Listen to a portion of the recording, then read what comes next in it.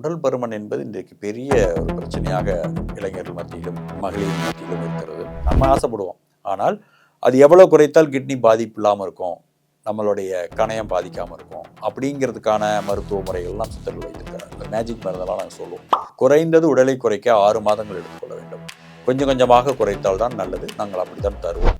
கெட்ட கழிவுகளை வெளியே தள்ளி அந்த சுரப்புகளை கட்டுப்படுத்தி உங்களுடைய உடலை ஒரு கட்டுமஸ்தானை போல உருவாக்கக்கூடிய திறமான அற்புதமான மருந்துகள் எல்லாம் இருக்கின்றன.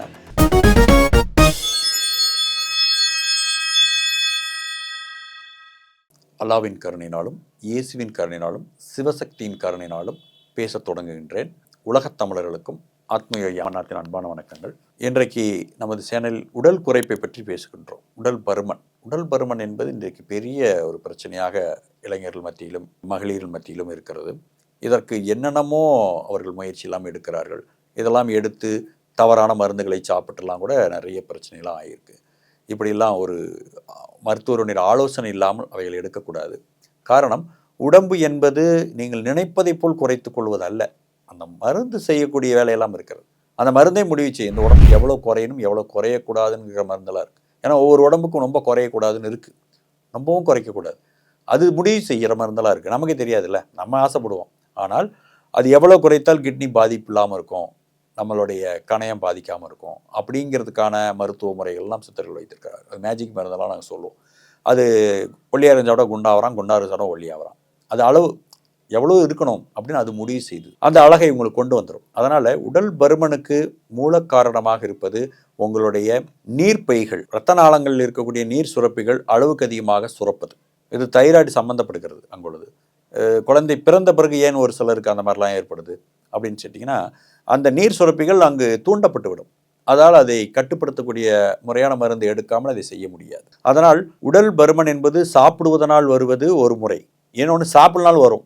நீர் ராசின்னு இருக்குது ஜாதகத்தில் பார்ப்போம். மீனராசி, இந்த கடகராசி, விருச்சக ராசி, இதெல்லாம் எதுவுமே சாப்பிடனாலும் வந்துடும்.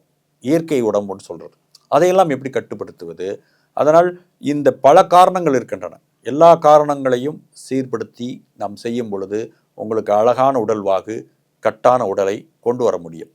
கெட்ட கழிவுகளை வெளியே தள்ளி அந்த சுரப்புகளை கட்டுப்படுத்தி உங்களுடைய உடலை ஒரு கட்டுமஸ்தானை போல உருவாக்கக்கூடிய திறமான அற்புதமான மருந்துகள் எல்லாம் இருக்கின்றன.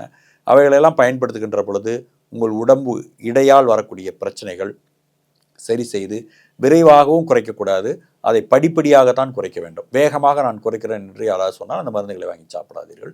அது உங்களுடைய கிட்னியை பாதிக்கும். குறைந்தது உடலை குறைக்க 6 மாதங்கள் எடுத்துக்கொள்ள வேண்டும். கொஞ்சம் கொஞ்சமாக குறைத்தால் தான் நல்லது. நாங்கள் அப்படி தான் தருவோம். அதனால் நல்ல பலன் ஏற்படும். அதற்கு பிறகு அந்த உடம்பு உங்களுக்கு சொன்னபடி கேட்கும், ஏறாது. அந்த இரத்த நாளங்களில் இருக்கக்கூடிய சுரப்பிகளை அது கட்டுப்படுத்தி வைத்துவிடும். அப்படிப்பட்ட சிறந்த மருந்துகள்லாம் இருக்கிறது. அதனால் உடல் பருமன் வருவதற்கு எனக்கு ரொம்ப பிரச்சனையாக இருக்குது, இதால் திருமண தடையாக இருக்குது, என்னுடைய வேலை பளு, என்னால் வேலை செய்ய முடியல அப்படின்னு பல பிரச்சனைகள், இந்த உடல் பருமனால் பிரச்சனையில் இருக்கக்கூடிய அனைவருக்கும் இந்த வீடியோ உங்களுக்கு தீர்வாக இருக்கும்.